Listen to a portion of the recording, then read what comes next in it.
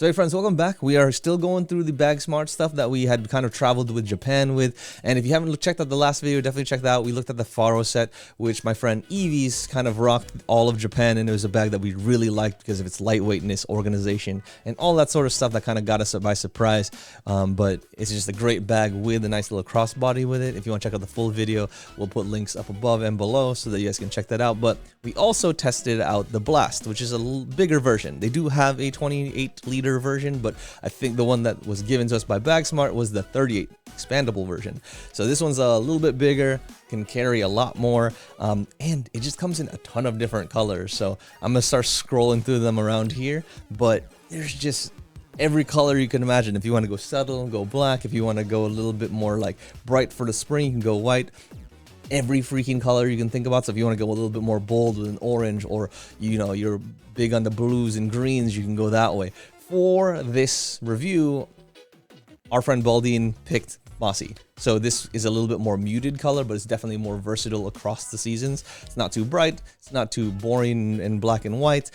So it kind of bridges that nice gap of being able to be used for a bunch of different scenarios. And this is a bag that he's been using even for work, even after this travel. But again, we traveled with both of these bags. Baldin was the majority carrying this one because it is a bigger bag. It works a little bit better for his broader aesthetic. So we'll definitely talk a little bit more about this bag once we get past the basics about what's it made out of and the dimensions. The Blast is comprised of nylon material and weighs a total of 2 pounds for the entire pack. Similar to the Faro, it is water resistant and the material is extremely strong and easy to clean. The backpack comes in a static 28-liter and an expandable 38-liter variant. The bag comes around at 16.5 inches tall and 12.2 inches wide and can expand from 8.1 depth to 10-inch depth. That basically takes you from half a week of gear to a full week of gear. The compression straps on the side are really good for that max capacity days to ensure that your payload is locked in and you don't have that annoying sway when commuting. They're also great to hang umbrellas and clip-on accessory packs with carabiners. Despite its big size potential, it still easily fits in overhead compartments and foot storage of most planes and trains. The pack is also equipped with multiple storage areas on the outside for chargers, cables, sunglasses, and other things you need quick access to, as well as a dedicated shoe storage. Baldin had a dedicated pocket for toys while leaving other pockets for chargers and gaming devices. The pack also has a hidden pocket in the lower back for more sensitive items like passports and wallets. And of course, there's a water holder for a 40-ounce bottle, but Baldin was using this for sunscreen, snacks, and other items. Moving on to the inside, Baldin used a laptop compartment for his 15-inch laptop. The compartment can hold a bigger laptop up to 15.6 inches. He also used that compartment to store some art that he bought in the market and also had some space for the Wi-Fi unit that we rented from the airport before closing up that section. In the main compartment, he stored his sleepwear, PlayStation remote gaming rig, and his Huawei watch, as well as some jewelry and other miscellaneous electronics. He added his toothbrush and toiletries as well. He used all the other external pockets for everything we talked about before. Anything he wanted to use the built-in organization for, or anything he just wanted easy access to, he'd shove into these pockets. There's just a ton of pockets and zippered sections that gave him ways to partition and secure his gadgets and toys really, really well. Okay, where do the gotchas go? Easy access and no damage. Oh, God. I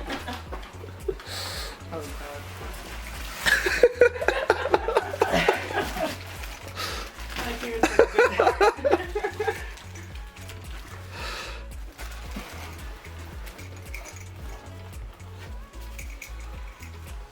That might be my friend, don't you?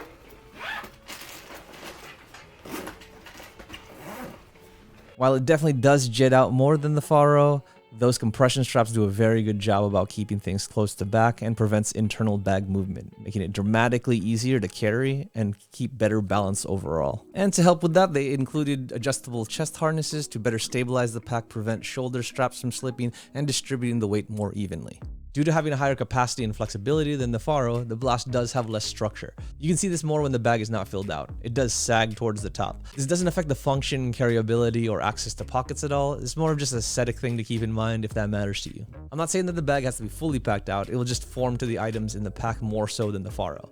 This makes it great for overpackers and for people who are storing larger items. As we talk about carryability, the bag does have a luggage sleeve for narrow-handled luggage, which allows you to get some relief, especially for those days that you have the bag expanded. It's a thin strap, so it won't impede your comfort on back, and it's solid enough to keep your bag in place when running between areas. Much like the Faro, the Blast has wide straps that are mesh lined. Along with the mesh padded backplate, the overall carry is airy and cushy despite its light weight. We had no issues with sweaty backs even in hotter temps and sprinting between terminals to catch trains. The bag was well balanced and fit all of our body types relatively well.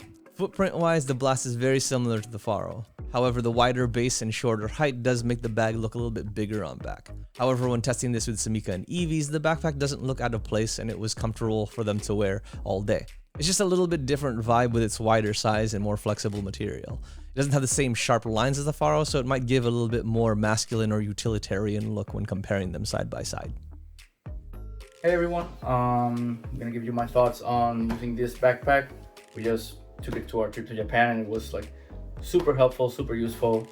Some of the things I liked the most about it were like some of the easy access pockets. So this one on the top, normal backpacks have like a very thin, like not very deep pocket, but this one was deep enough where we could put like all the important stuff for easy access, wallet, cell phone, chargers, stuff like that. It was really easy to access from the top. One of the other things I really liked was the space down here, so it could expand, or if you wanted the backpack to be a little bit more smaller in size, you could just tighten it on the sides and just like compress it. Helped us a lot for like all the extra packing, the overpacking that I did for shirts, clothes, and stuff like that. So made it very easy to add extra stuff. Let me see. I really like that it's like super waterproof. So even after the trip, I keep using it to go to work and carry like other important stuff. And I've taken pretty bad soaks in the rain, and this is like perfectly fine for that.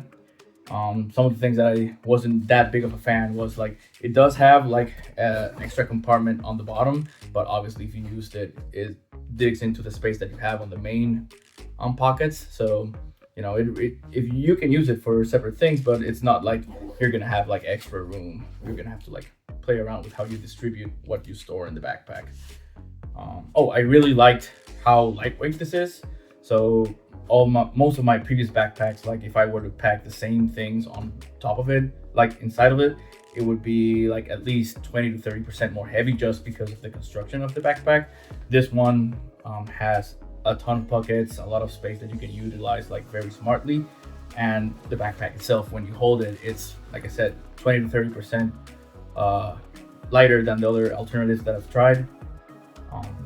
Yeah, and in the main pocket, I like it that it has like this little division thing. So if you want to have like clothes and other stuff that you are not going to be using as often, you can secure them with this and have whatever you do access on a more regular basis, like closer to the outside. So when you open this this pocket, you can grab stuff easily without having the rest of the stuff just like come out. So that was pretty cool. But yeah, those are my thoughts on this backpack. So recommendations for the Blast, there's definitely certain types of people where I would recommend this for. This is definitely not for people who are looking for a slim pack that they can dart and dive in between crowds and, you know, be very minimalist and very like sleek in their packing. This is more for a maximalist person or someone who's a little bit more flexible in how they travel. So I found like maybe 3 areas where this would be perfect for you. One is if you are an overpacker, if you just simply need those fits with you and you like to have a lot of comfort items with you, this is going to be really good because you're going to be able to expand the bag and bring absolutely everything you might want without any sort of compromise.